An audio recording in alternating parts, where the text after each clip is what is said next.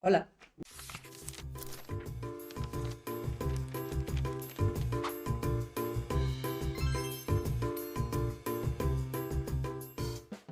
Hola, ¿qué tal? ¿Cómo estás? Bueno, estaba peor otra vez. Sí, ¿cuándo has estado peor? Cada vez que sacamos un crowdfunding, pues los 20 días antes de sacarlo y durante toda la campaña. ¿Y los últimos 3 días cómo Y estás? las últimas campañas, suelo estar muy contento, Muy bien. siempre. Eh, tenemos aquí porque eres escritor, Sí, eres editor y también. eres el director de Salerno Books. Porque Sí. haces esas cosas, Ujú. porque es un señor muy interesante, o eso nos han contado. Entonces te queríamos hacer preguntas sobre los tres temas. Va. Sí. Vamos a empezar por la faceta de editor. Sí. Eh, Cuando te mandan un manuscrito, ¿qué es lo primero que te hace cerrarlo? La falta de ortografía. Es tristísimo, pero últimamente nos están enviando muchísimos manuscritos escritos sin el más mínimo conocimiento del castellano. Ya te digo que no del de técnica literaria, Sí. pero es que ni del castellano más básico. Muchos de los manuscritos que recibimos no llegamos a superar el primer párrafo. ¿Y prefieres ver una idea buena, mal ejecutada o algo sólido? eh, A ver, tenemos que tener en cuenta que cuando uno es un escritor, suele pensar que la editorial está ahí para resolver todos los problemas que nosotros no tenemos por qué preocuparnos de ellos. Nosotros tenemos una gran idea y esa idea se vuelca en un papel y ya luego viene la editorial y te corrige las faltas de ortografía, la editorial te ajusta las pequeñas imperfecciones literarias. Pero tenemos que tener en cuenta que una editorial no es una ONG y que hay una crisis sectorial enorme no solo en nuestro país, sino a nivel mundial. Cada vez se venden menos libros, aunque se diga que se venden muchísimos libros, en realidad se venden muchos de los mismos y la mayoría ni siquiera llegan a leerse. Es esa pila de la vergüenza que está al lado de la mesilla de noche de libros que compras y nunca vas a leer y te da igual, pero son bonitos por fuera. Entonces, lo que te quería decir es que si un editor va a apostar su dinero en sacar tu libro, lo mínimo que tienes que hacer es intentar que ese dinero sea el menos posible que invierta. Pues si no, va a coger otro que sea menos costoso para él. Entonces, una buena idea, maravilloso. Mal ejecutada, pues se va a la pila de la basura. Lo más probable es que otro venga con esa misma idea, pero bien ejecutada y te va a pasar por encima. ¿Y qué consejo le darías a alguien que le han rechazado un manuscrito varias veces? Lo más importante es que vea si le responden o no le responden en las editoriales. Si no te suelen responder, no es porque no se lo lean, sino es que muchas veces no nos gusta herir a la gente y no decirle exactamente qué es lo que está mal de su libro, porque si no le has respondido es que está mal a tantos niveles que no hay manera de arreglarlo. ¿Qué le puedo decir a la gente? Que no se desanime, pero también hay que decirle a la gente que no todo el mundo puede escribir un libro. Eh, ya lo hemos visto con muchísimos libros de youtubers, de gente famosa. Escribir un libro es mucho más difícil de lo que parece. Realmente escribir es muy sencillo, todos hemos aprendido a escribir en el colegio, pero a narrar no sabe la mayoría de la gente. Entonces, por eso tu libro a lo mejor no lo cogen, porque no está bien narrado, está muy bien escrito a nivel técnico, pero no a nivel literario. ¿Cuál es el cliché que menos te gusta? Oh, hay tantos, pero Puedes decirme básicamente varios. te puedo contar, pues puede ser ese príncipe elfo que tiene una espada súper poderosa, que es una herencia familiar, pero todo el mundo en el pueblo lo trata mal. Puede ser ese libro que empieza con una tormenta en un pueblo abandonado. Eh, ya, hay que superar eso y empezar los libros de otra manera, ¿no? Sí. ¿Y cuál es tu cliché favorito? Pues a mí me gustan mucho los malos muy malos. Es una cosa que me fascina, de hecho lo uso mucho en mis novelas. Y los personajes arquetípicos también me gustan los clichés de personajes arquetípicos. pero no que se comporten ante determinadas situaciones de la misma manera que todo el mundo, ¿no? Ujú. ¿En qué momento te sientes más inseguro como escritor?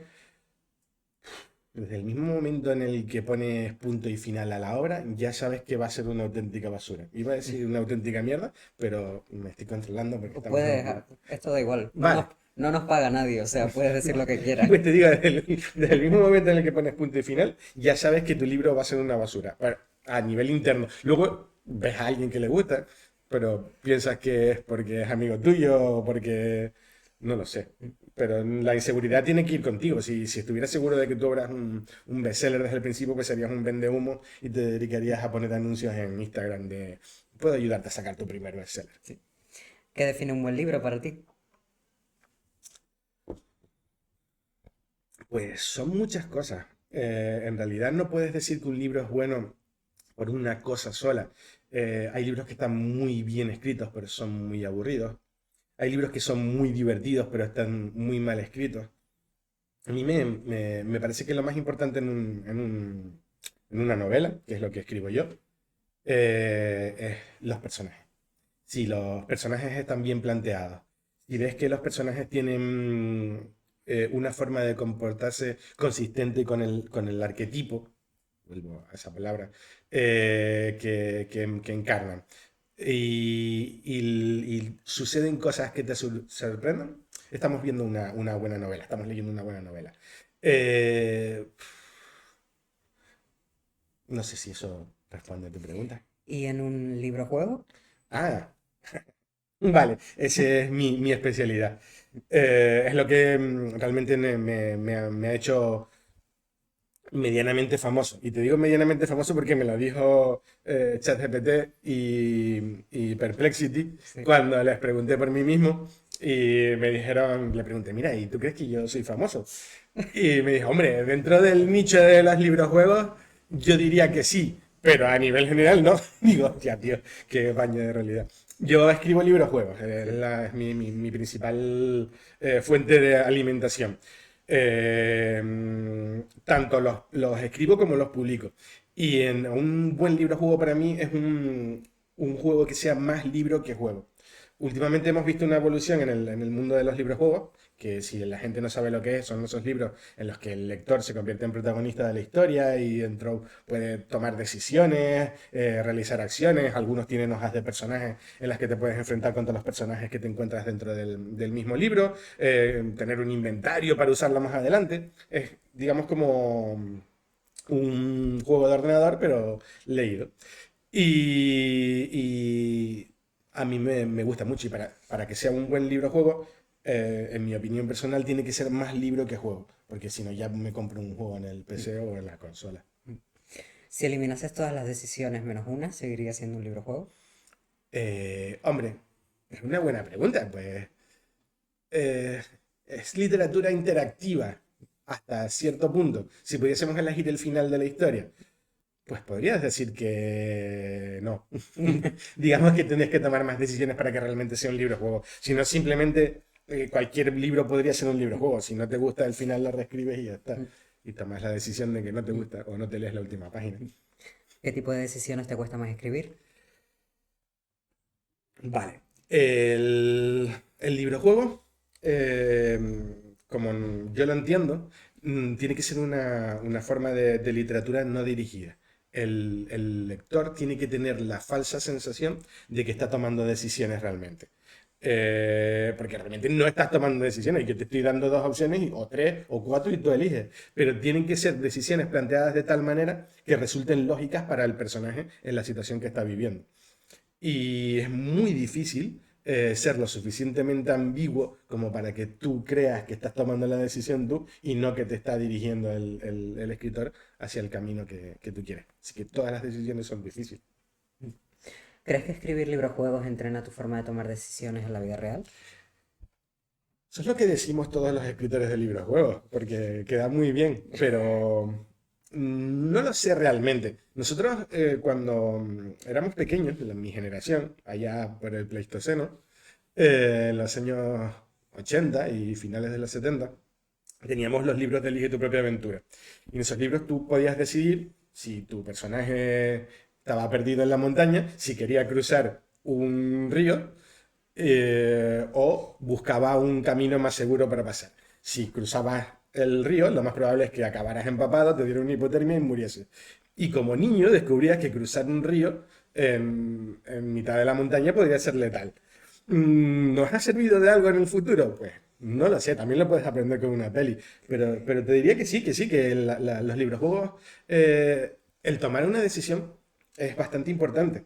Y muchas veces los padres lo que hacen actualmente, y digo hacen porque yo no tengo hijos, es, bueno, tú que eres como una hija mía, lo que hacen es privar a sus hijos de la oportunidad de tomar decisiones sobre protegerlos y mantenerlos siempre a salvo de sus propios errores. Y en el librojuego no es que vayan a aprender mucho más que eso, pero por lo menos tendrán esa falsa sensación de que son dueños de algún destino, ¿no? El de sus personajes en este caso. ¿Cuál es el público actual de los librojuegos? Señores de 50 años, calvos y medios gordos. Básicamente, tienes que tener en cuenta que el librojuego en los años 80 tuvo un boom espectacular. Primero con la serie de Elige tu propia aventura, que llegó a vender 250 millones de ejemplares en todo el mundo, que es algo que solo está al alcance de la Biblia y Harry Potter. Y luego los libros juegos de segunda generación, en los que tenías hojas de personajes, tiradas de dados. Esos libros también vendían sus buenos 100.000 ejemplares sin despeinarse. Pero tenían un problema enorme, y es que eran libros, juegos, y al ser libros estaban editados por editoriales que los veían como un género, no como un producto de juego. ¿Mm? Entonces, mientras otros juegos de la misma época siguieron evolucionando y avanzando, como puede ser el Magic o como pueden ser los juegos de mesa, el librojuego se convirtió en un género, y cuando el género pasó de moda, las editoriales pasaron completamente. Ahora estamos intentando cambiar eso. Los autores y editores de librojuegos actuales los hemos sacado prácticamente de las librerías para llevarlos a las tiendas de juegos y que se conviertan en un juego, porque realmente es lo que es una forma de aprendizaje para cosas más complicadas como puede ser el rol, como pueden ser los juegos de mesa actuales, y muchas veces el librojuego suple esa carencia de a lo mejor un grupo que pueda jugar contigo y te llena una tarde de aventuras al mismo nivel que un juego de mesa o incluso mejor. ¿Qué aporta el formato de libro que no pueda dar un videojuego? Absolutamente nada, pero te da una cosa que estamos perdiendo, que es la capacidad de leer e interpretar, ¿no? Sabes que un videojuego, yo he tenido la desgracia de compartir mesas de opinión con gente que dice que la narrativa en un librojuego es igual al de la del cine o incluso mejor, y por supuesto mejor que la del libro. Y también te ríes, ¿no? ¿No? Por lo bajo, recordando los videojuegos narrativos. Que esto no quiere decir que sean malos, pero básicamente nunca van a tener el nivel narrativo de un libro. Y básicamente el lector está imaginando todo el entorno en el que transcurre el libro y lo tiene que interpretar en base a unas palabras que les está dando el escritor. Si el escritor es bueno, la experiencia va a ser muchísimo mejor que en un videojuego en el que a lo mejor tienes que ahorrar dinero en programación, y ponen un fondo negro y una señora hablando en la que te está contando dirigida a todo lo que tienes que hacer. Diálogos terriblemente falsos y hiperdirigidos, y luego todos los clichés del género que ya en la literatura están explotadísimos, pues muchísimos los aprovechan en el videojuego, ¿no? Y estoy pensando ahora en el Star Wars Old Republic, que es un juego de rol narrativo, multijugador, que dice que tiene la mejor historia jamás contada. Y hombre, que desde el primer minuto tú ves a un tío y dices, este es el que me va a traicionar al final de la misión, pues da mucha pena. Y pasa con casi todos los videojuegos, ¿no? O me pasa a mí, a lo mejor soy muy listo, porque he leído. ¿Qué decisión tuya, no del lector, ha marcado más tu carrera? Vale, está muy interesante. Yo podía haber sido abogado. Yo estudié Derecho, trabajaba en un despacho de abogados, y un día decidí irme a vivir a Barcelona. Y lo pasé fatal y me volví a Tenerife. Y en vez de volver a mi despacho de abogados o a empezar otra vez, monté una tienda de cómics. Esa fue la decisión que cambió en mi vida. Nunca se sabe por dónde vas a tirar. ¿Qué parte de ti se queda fuera de tus libros? No, ninguna. Ninguna. No. Básicamente mis libros son un espejo de la persona que soy. Tan simple y tan complejo como eso. El niño que leía libros juegos en el colegio, en el hispano británico, en los años 70 y principios de los 80, es el mismo niño que escribe libros juegos porque estoy escribiendo las cosas que yo quería leer cuando era pequeño.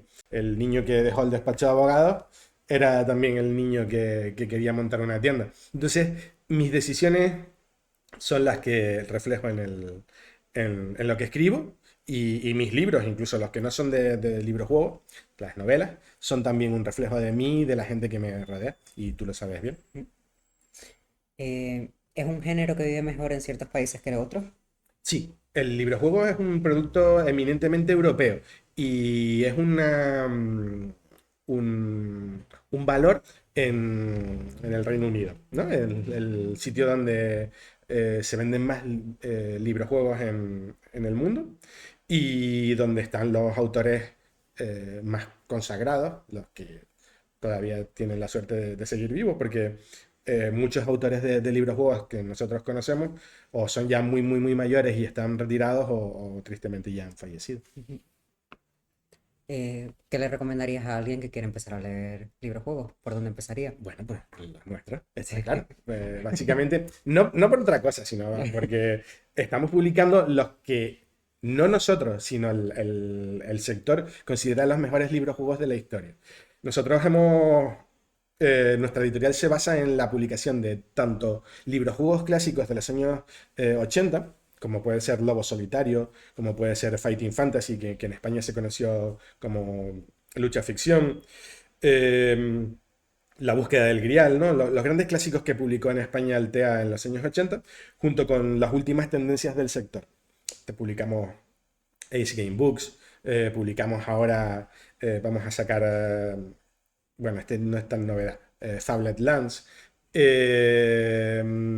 Estamos sacando, digamos, lo último mezclado con lo primero, porque una cosa que la gente no entiende y que mucha gente dentro del sector nos echaba en cara cuando empezamos, es que estábamos publicando cosas que ya estaban superadas, cosas de los años 80, sin darse cuenta de que estaban superadas por ellos porque las pudieron leer en los 80, pero esos libros desaparecieron totalmente de las estanterías de las bibliotecas y no se podían conseguir de ninguna manera. Un libro del Lobo Solitario podía llegar a costar 200, 300, 400 euros porque era material de coleccionista.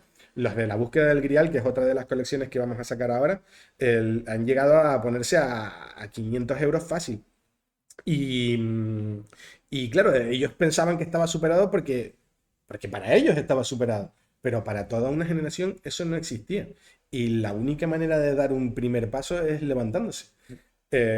Y si tú no conoces cuáles son los orígenes del género y por qué lo hicieron grande y por qué vendió tantos millones de ejemplares en su época, no vas a entender un libro juego actual que no es más que una evolución y una complicación hasta el exceso de lo que fue el libro juego original. Y sobre todo para empezar desde cero, cuando tú no tienes ni idea, un libro juego como Lobo Solitario es fundamental. Porque no solamente es bueno, sino que además es buenísimo. ¿Y qué crees que tendría que cambiar para que el libro juego llegase al gran público? Nunca va a llegar al gran público. Nosotros sabemos que somos nicho y hay cosas que nunca van a desaparecer, ¿no? Que son los prejuicios de género. El, la literatura fantástica, el terror, la fantasía, nunca va a ser literatura popular. Y lo puedes saber en el mero hecho de la destrucción de lo que es la fantasía épica actual, ¿no? Lo que llaman el romantasy, que por cierto va a tener el reinado más corto de la historia, ya está pasando de moda y apenas acaba de empezar. Es la destrucción de las bases del género en sí misma. Tú no puedes coger, te voy a poner un ejemplo real, sacado de un libro real que intenté leer, pero no pude. Eh, una señora escribió un libro de romantasy, ¿no? Que se supone que es de fantasía con dragones y tal, y decía uno de sus personajes que su contrapartida masculina era como uno de esos dibujitos animados de ojos grandes. Y digo, contra que también hay manga en el mundo fantástico de espadas y dragones. Qué curioso. Porque no les interesa realmente la construcción de un mundo real dentro de un mundo fantástico, ¿no? Esa Dragonlance, esos reinos olvidados que nosotros leíamos, eso era para frikis muy frikis, ¿no? Muy cafeteros. El que hubiera reyes que se levantaban contra hordas de zombies. No, eso no interesa, interesa un romance ambientado en un mundo fantástico porque a lo mejor te crees que un mundo fantástico es eso y no, no lo es. Y no sé, a mí me enfada porque realmente lo he vivido toda mi vida. A mí lo que me gusta es la fantasía épica, la ciencia ficción, el terror, y ver cómo desmontan las bases de eso para deglutirlo para un gran público al que le da exactamente igual el entorno, sino realmente lo que le gustan son las abdominales de acero. Y, Y las orejitas de elfo. sí, por ejemplo. Y las cicatrices bien colocadas, no sé, no me parece que eso sea democratizar la fantasía, sino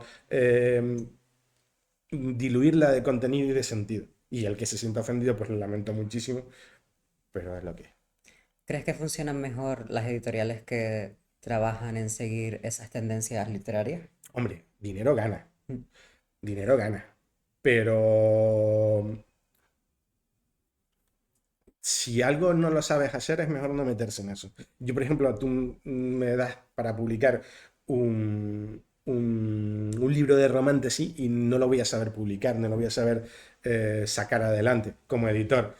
Pero vas a tener miles de editoriales que se van a volver locas por sacarlo adelante. Pero es lo mismo que yo no sacaría un libro de poesía porque básicamente no sé cómo sacar adelante un buen libro de poesía, ni cómo publicitarlo, ni en qué círculos moverlo. Sé de libros juegos y se me ha dado bastante bien.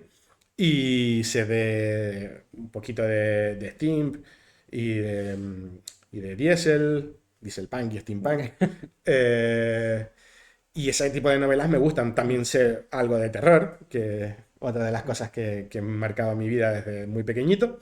Y son los libros que podría sacar adelante. Pero sí que ganaríamos mucho más dinero sacando romances. Pero hay muchísimas editoriales sacando romances y como te decía, ya no es un género que yo crea que vaya a prosperar mucho más. ¿Te resulta amenazante la IA de alguna manera? A ver, importantísimo tener en cuenta que la gente no sabe lo que es la IA. La gente sabe lo que es un chat conversacional, un chat GPT, pero no ha tenido nunca la oportunidad de trabajar con la IA como si fuese una inteligencia artificial como herramienta. La IA es una ayuda excepcional para editores, para todo tipo de empresas, si le sabes cómo usarla. Si tú le dices a la IA que te escriba un libro, pues lógicamente no va a saber escribir un libro, no entiende de literatura y lo único que hace es texto predictivo con lo que cree ella que te resultaría más cómodo leer en la siguiente frase. Pero si tú coges una IA y la entrenas para corregir, yo qué sé, tildes, comas, que sea un corrector ortográfico, excelente, excelente. Si le buscas ideas en una inteligencia artificial, olvídate, no. Lo último que te voy a preguntar es qué es lo próximo para la editorial. Bueno, te puedo contar lo que estamos haciendo ahora mismo, que es publicar la segunda parte de la colección de Lobo Solitario, que es nuestro producto estrella, es el que más vende. Voy a echarnos unas flores un poquito. Nosotros conseguimos vender en 20 días de Lobo Solitario, con la campaña de crowdfunding que hicimos, 160.000 euros de libros, que eso en Canarias bueno, saliendo de Canarias, pues en Canarias no vendimos casi ninguno. Eh, para una editorial es muchísimo dinero. El Lobo Solitario es, como te decía, es el libro juego que ha ganado el premio a mejor libro juego de la historia, porque cada vez que se presentaba a los concursos ganaba, entonces le dijeron, por favor, no te presentes más, te damos un premio exaequo, premio mejor libro juego de la historia y deja que se presenten más libros juegos. Curiosamente, después de que se dejase de presentar Lobo Solitario, muy poquitos más libros juegos ganaron nada y pasaron de moda. Eh, pero son muy buenos. Eso es lo que estamos trabajando ahora. Estamos entregando esos libros juegos a las personas que financiaron la campaña de crowdfunding con la que le sacamos, pero nosotros somos una editorial que trabajamos muchísimo en crowdfunding, porque al ser libros muy nicho, si tú los pones en una librería, mucha gente no los va a leer, pero si los sacas por una campaña de crowdfunding, la gente que está interesada los va a comprar desde el principio, tendremos la edición ya financiada y nunca vamos a perder dinero. Y luego, pues la distribución en librerías, pues para la gente que se entera tarde y la gente que se quiere meter en el género o porque no le gustan los crowdfunding por algún motivo, que también hay. Y lo siguiente, pues es 1888 y Drácula, la maldición del vampiro. Dos libros juegos, uno en el que tienes que averiguar quién es Jack el Destripador, en 1888, y otro, que es el de Drácula, que vives la historia de Drácula desde dentro, siendo uno de los cuatro personajes principales.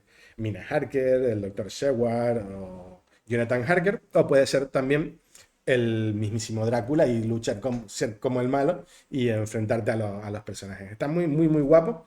Ese es nuestro nuevo lanzamiento. Muy bien, pues muchas gracias. Nada, un placer.